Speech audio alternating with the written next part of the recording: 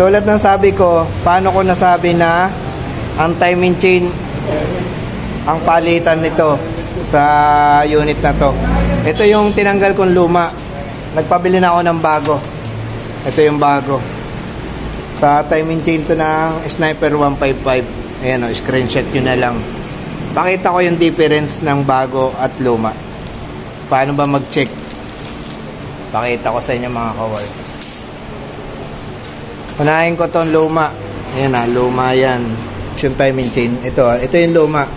Ito, ang palatandaan yan, di ba, nakalapag yan. Unti-unti yung itaas. Ano napapansin nyo? Ayan o. Ano napansin nyo? Bumabaluktot siya. Ibig sabihin, kahit lubrication na siya ng langis, nabaluktot. Basta yan na hinilan nyo pataas at bumabaluktot. Palitin ang timing chain. Ayan yung luma. Ito. Yan ang luma. Pakita ko yung bago. Bago. Ito yung bago. O ito, balik tayo. O yan ah. Ilalapag ko. Ayan, lapag natin. Paano malaman? Ito bago tong hawak ko ah. Paano malaman na okay ang timing chain? Hilahin nyo pataas. Yan. O, diba?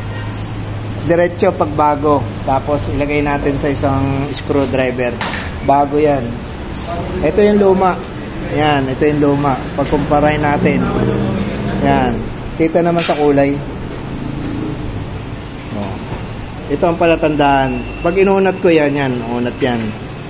Pag sinukat natin, kumpara sa bago. Yan. Mas mahaba yung luma kasi nag-expand na yon. Pero ang palatandaan, mas madali nyo makikita. I-compress nyo, ilapag nyo. Pag ginanyan nyo, ayun o, kumakanto. Ibig sabihin, palitin na yan. Basta ginanyan nyo, tapos kumanto na, palitin na yan. Ito mga ka-works, after natin mapalitan ng timing chain, yan po ang normal na tunog.